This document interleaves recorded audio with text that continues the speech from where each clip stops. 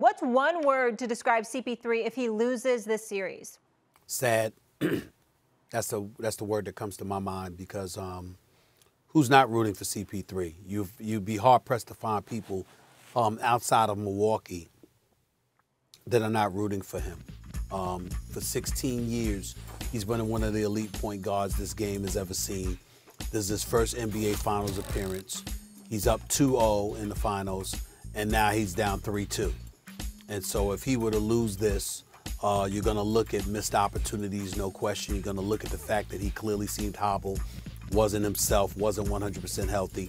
You're going to take all of those things into consideration along with the myriad of times that he's been plagued by injuries in his postseason career.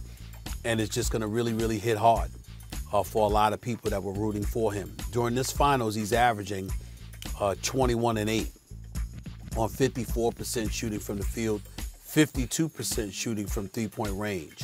But still, that hasn't looked like himself. On too many occasions, shots that you thought he would make, he's missed.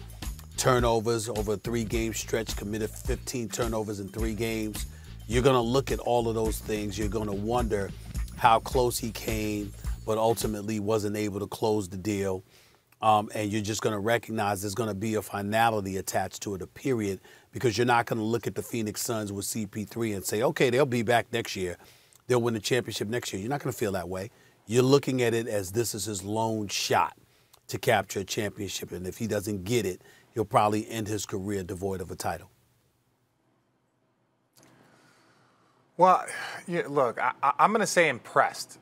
And the reason why, I think the true definition of a point guard, we've seen the position evolve. It used to just be a setup man. It used to just be, making sure that everybody's in the offense. But the game has evolved and the point guard position has evolved. But the true test of a point guard is, do you make your team and do you make your teammates better? And I think Chris Paul has embodied that from the moment he picked up a basketball, from the moment he entered the league. And you saw there's a list of great Hall of Famers that just didn't win a championship, whether you were losing to KD and the Warriors, whether you were losing to Shaq and Kobe. It doesn't matter. Like, you're going to run into great teams and great players on a journey to win a championship. But I think the thing that's most impressive about him is we've seen it in Houston. We've seen it in OKC. We've seen it in Phoenix. The man just understands the game of basketball at a level that is different. He raises his team. He raises players around him. And I think that's the ultimate compliment of any player. And if he wins a championship, that's a cherry on top. But I'm still just going to be impressed with what he's done over the course of his career. But you'd be impressed anyway, Richard. The question is, if he loses the series, one word to describe him. Stephen A., you came closer. The word is tragic. Tragic, because that incorporates sadness. And this is what tragic really means. A tragedy is a story in which a hero, a heroic figure, I think Chris Paul's a heroic figure. I agree with you, Richard, about that. But is destined for sadness based on some fatal flaw. Stephen A., you've pointed out many times how small players are at a disadvantage. There has almost never been a guy, as I mentioned, under 6'4", who has won a championship as the best player on a team. Even Steph Curry in 2015, it took injuries on the other side for that to happen. It barely ever happens. And Chris Paul's, 6 feet tall?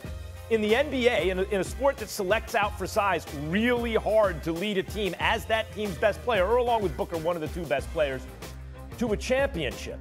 And so that may be the fatal flaw that leads to sadness for the hero here. That he's destined for it, maybe. And Stephen A., you brought out how that boneheaded play, because that really was a huge blunder. 1 possession game turns into a 2-possession game with 15 seconds left because he shoves the other team's superstar while he's in the air, which is a dangerous play, and has no chance to ensure that he doesn't make the basket and puts him on the line down 3 points, which was inevitable. They were going to be down 3 points. Maybe that frustration comes from the fact that it's a miracle even that he's one of the 10 to 15 best players in the world year in and year out at 6 feet tall in a land of giants. But if he loses this series as a result, especially after what happened in Game 5, The word that comes to mind for me would be tragic.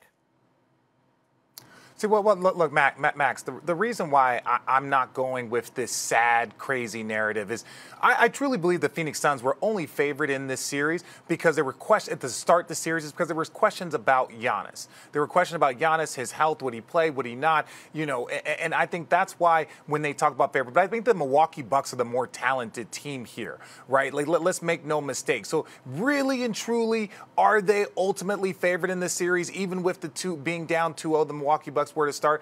The reason why I am saying impressed is because no one thought that the Phoenix Suns would be here. No one thought that the Phoenix Suns would accomplish what they accomplished all season long, let alone getting to the postseason, and he was dominant in helping his team get there. No one thought that Oklahoma City would even accomplish anything. What do I think about Chris Paul if he's not able to pull this off? I'm not going with this woe is me tragedy. I'm going to say, look, if I look at Chris Paul right now, I was impressed. You don't have to win a championship to be impressive, to gain people's respect. But what he has done in and year out, especially in these last few years at the latter part of his career, I look at Chris Paul and I'm impressed. Is that a point guard that I would want on my team? When you're talking about all the great point guards, not just overall. When you're like Jason Kidd, Magic Johnson, great level point guards, and you're like, look, Chris Paul's impressive. At the end of the day, whether his body holds up, he's had some bad luck, but I'm impressed with the way he handles himself year in and year out. Thanks for watching ESPN on YouTube. For live streaming sports and premium content, subscribe to ESPN+.